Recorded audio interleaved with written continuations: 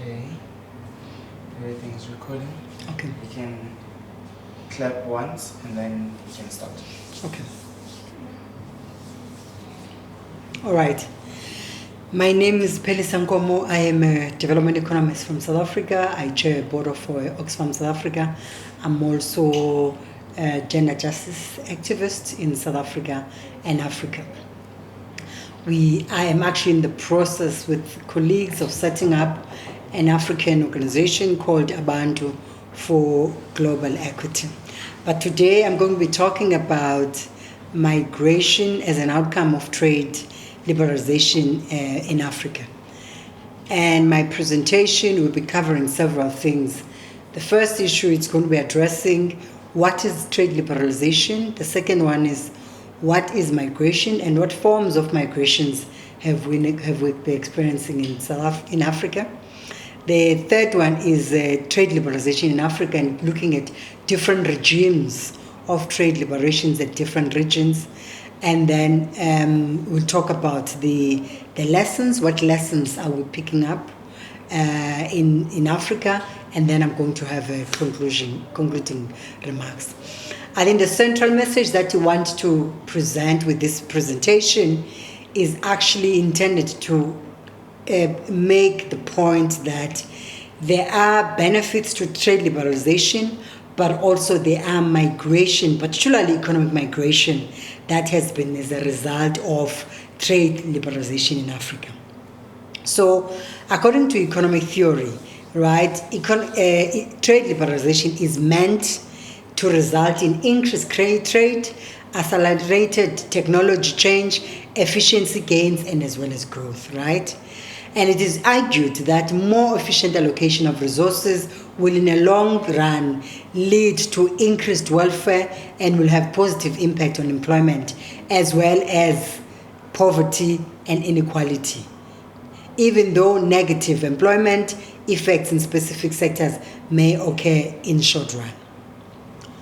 One of the selling points for trade liberalization, which was presented in developing countries, was that it was believed that labor would benefit, so meaning that trade liberalization will actually increase jobs. And since production for exports was believed to be more labor intensive than production for internal markets. By opening the economy and thus removing price distortions, it was argued that combination of more efficient resources and distribution based on countries' comparative advantage of abundant labor coupled with more dynamic growth would actually stimulate jobs and build vibrant economies. So coming to the concept of migration, right? So migration in Africa has been happening, for the longest time. And history shows that people have been moving around either inter-country or inter-region, right? But just to, place into context the type of migration that Africa has actually experienced in the last century. There are three types. One is the pre-colonial, the other one is during colonial, and the other one is a post-colonial times. So colonization and post-independence, right, linked with colonial powers greatly shaped the migration patterns observed today and will continue to influence that. So meaning that countries that have been, for instance, colonized by, British, migration countries that have been, so citizens tend to move into those countries, which is the UK, right? That's a first issue. And then migration is a major issue in the 21st century and poses social and economic and political challenges for policymakers engaged in management of migration for betterment of continent. The driving force behind migration, it differs, the dynamics and the patterns as well. But of course, evidence suggests that actually deteriorating political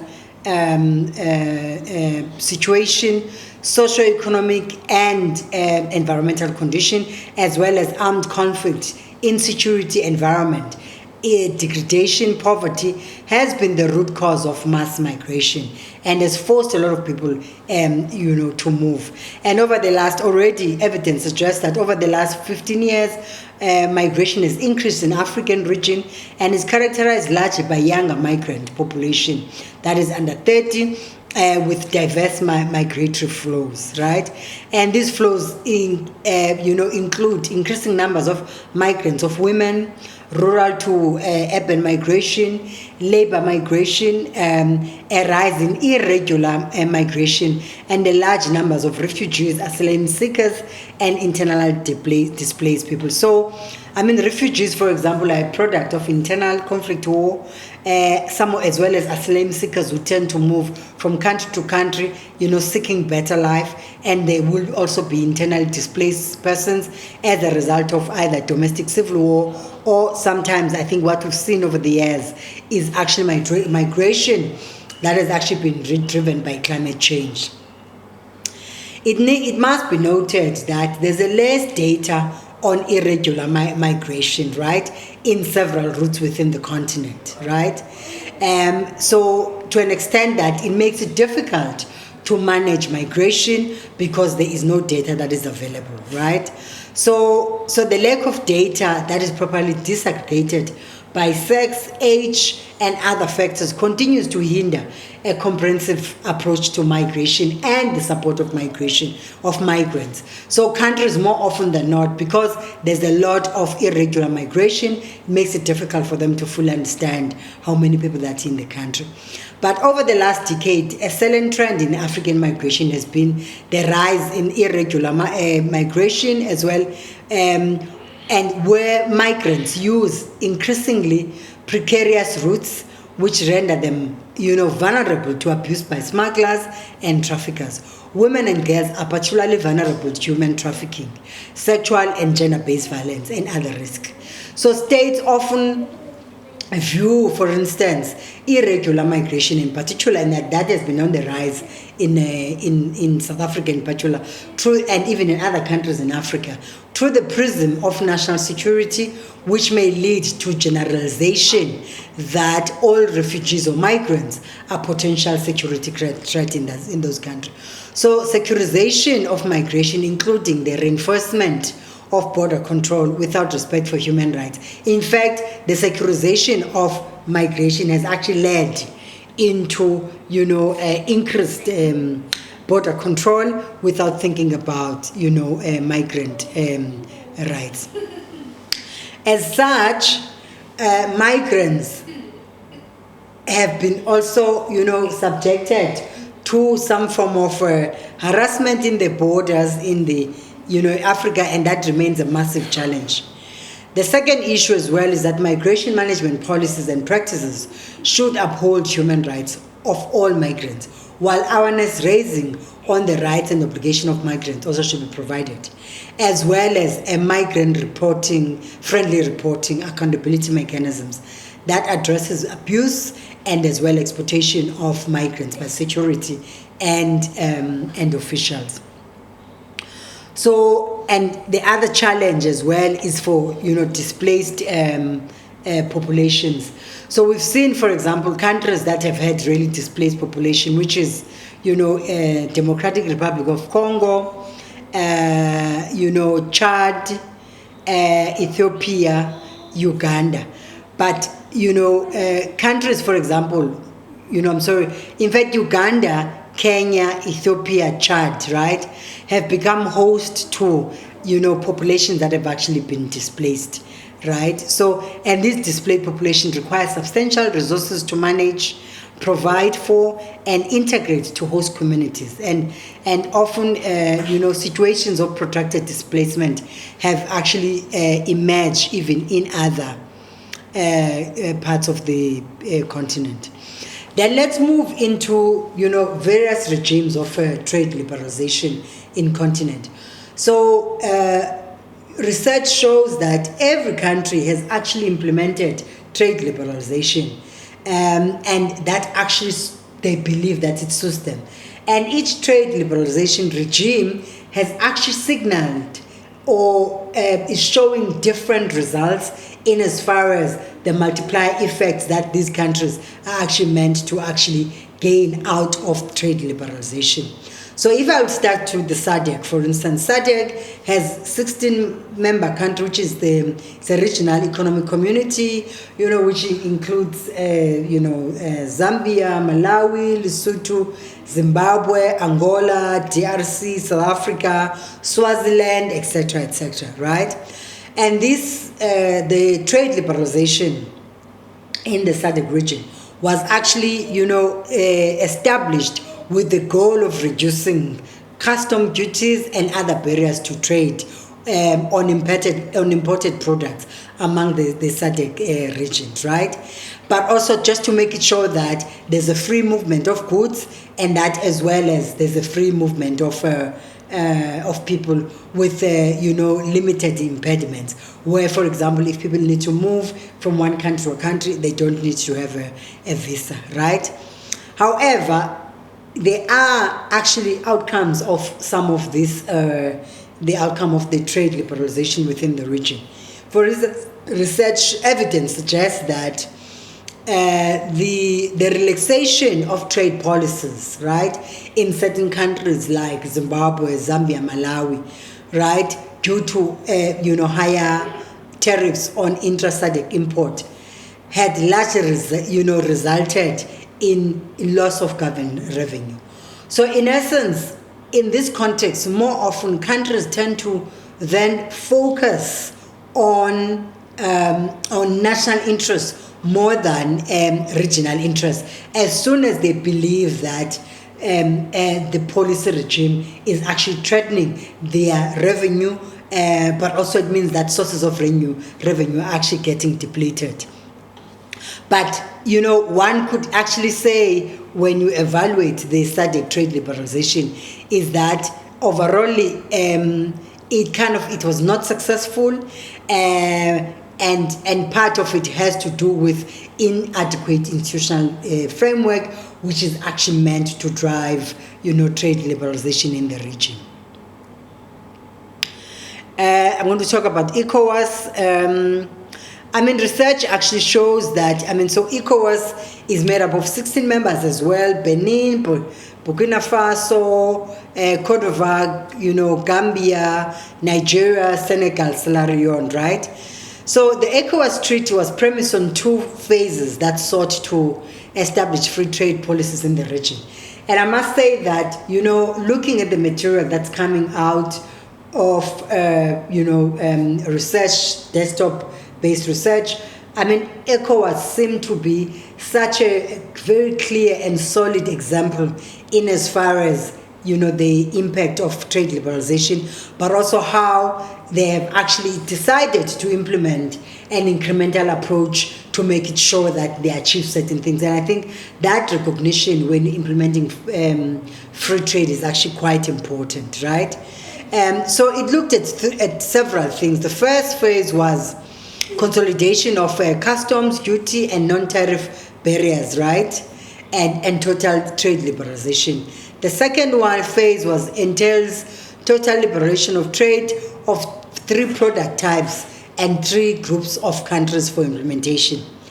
And then the third one was West African integration of product types, include unprocessed goods that comprise animal products, minerals, plant products not eligible for compensation for loss of revenue suffered as a result of their importation from member states. And then the other group was a group of products that is composed of traditional handcrafts, which are, particularly handmade, right? And with the help of tools, investment, devices that are directly made by craftsmen. And I thought this part is actually so important because, in fact, Africa has so many craftsmen, and a lot of people, by the way, have what we call an intergenerational knowledge that dates back from, their great-grandparents, grandparents who pass on, craftsmen, based products. And I thought for them to recognize this actually demonstrate that actually the way able to integrate, goods that are actually produced within communities and that they are manufactured within communities and that they become part of the mainstream economy. And the third group is product classifies industrial goods and produced within various communities. And as I said that, I thought the incremental approach was actually excellent, and it showed a deep thought leadership on their part. And then Central Africa is founded by 12 member countries, which include Democratic Republic of Congo, I think it should be Congo Brazzaville, Central Republic, etc., right? And the founding treaty oversaw the establishment of a single regional market, which made room for, relaxed trade policies between members. So, one of the things about this, trade liberalization regime within this region was that it was seen to be one of the most successful. And because part of it is that the region, in fact, because it's right in the belly of the continent, so the region is actually perceived to be one of those regions that's actually quite rich. One of those, for example, is that they have a massive agricultural forestry and as well as hydro, power potential, right? And all it requires is investment. The climatic conditions are actually favorable for agricultural development, and as I said, it has the largest hydro potential. Research shows that they have about 60% of Africa's hydro potential. So, and this one actually, because of instability, it's really been difficult for various countries, countries who are part of this regional trade liberalization to actually see effect, but it has massive potential. I think the next one is the East Africa, which is Burundi, Kenya, Rwanda, and Uganda, right? And of course, part of it as well, at the inception, the EAC, Union Trade, looked at the trade liberation as one of the most significant tools to advance its development agenda within their own region, right? Unlike other, regional economic communities in Africa, which have mostly relied on free trade to induce trade among partner states, right? The East African community has gone beyond free trade in an attempt to boost trade amongst its members. It has established also a custom union. Something quite similar in the Southern African, has SAC with its Southern African Customs Union, which consists of South Africa, Lesotho, Swaziland, I think Mozambique, but about 5 or 6 countries. And obviously customs unions as well is amongst one of the instruments that in fact strengthens the regional economic community. So after customs union, the East African, group, steps were taken towards the common market and the monetary union, despite, some of the challenges in establishing the customs unions. By 2017, in fact, research shows that the AEC members, both economically and politically, became key strategic, partners towards improving regional integration, right? And making sure that they advance, regional interest.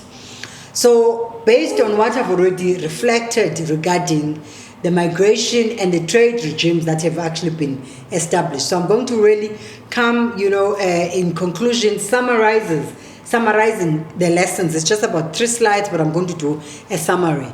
But I think the point I want to make here is that each region, in fact, presents different types of practices. It also presents different types of lessons, right?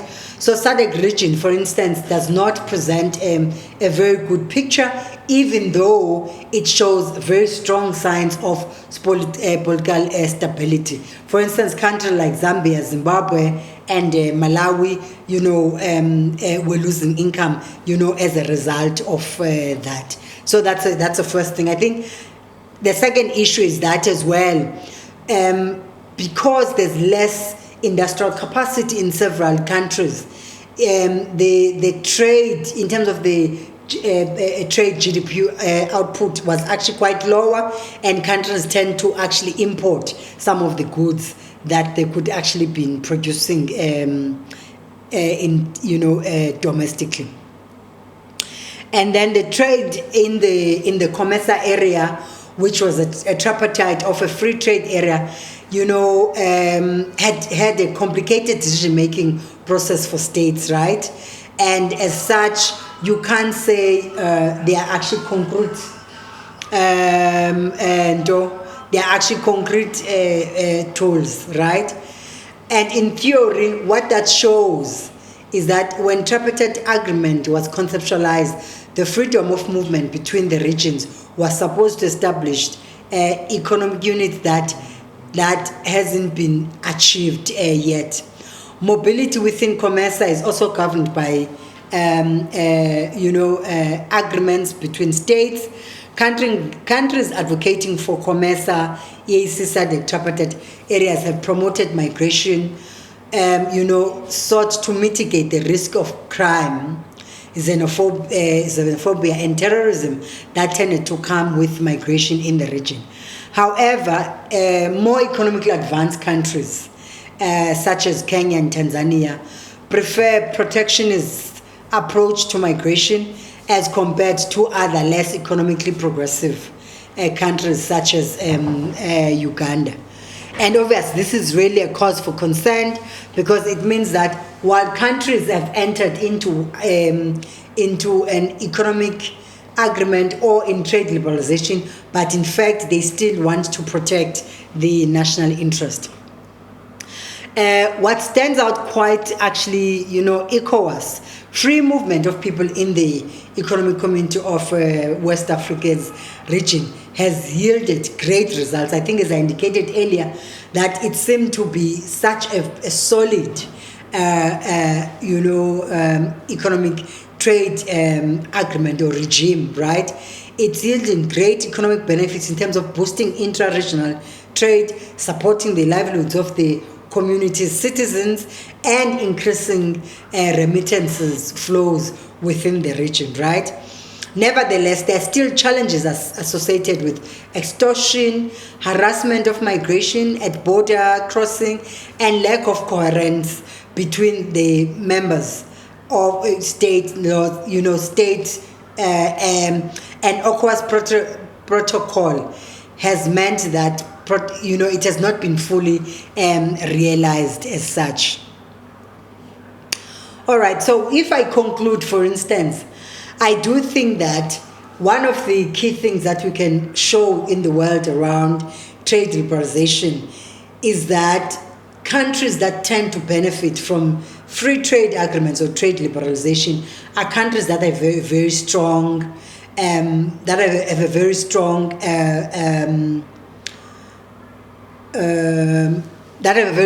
industrial capacity. So that's the first thing. I think the second issue is that countries that that's the first thing. I think the second issue is that there is no very strong data that on medium sized economy or small economies, they actually benefited strongly around trade. So meaning that the indication is quite clear that in fact we actually need to make it sure that all the countries that are part of the free trade is that there's an incremental approach, and that countries who are industrially weak than others, that there's a clear mechanism to facilitate their industrial growth, so that they don't remain in the same level in as far as industrial output. There is a mixed picture of impact of trade liberalization. There is no strong data, in particularly of the direct impact. But, the issue is that countries seem to really be juggling between managing national interests versus regional integration, and actually making sure that they create or build a vibrant regional economic community. Just as a parting shot, that free trade is important for Africa, right? But there are certain preconditions that needs to be met before free trade can actually be realized, right? Where African citizens in particular could actually start enjoying benefits, improved living conditions, deal with structural unemployment, deal with economic structural reforms, and deal with structural social inequality. One of those, for example, is a clean public governance. The second one is political stability in the countries or in the region where it's meant to actually implement trade liberalization. Industrial capacity is more important, and that can only be done through support of small, medium enterprises, which then would be allowed to graduate through different levels and be able to actually compete within the common market.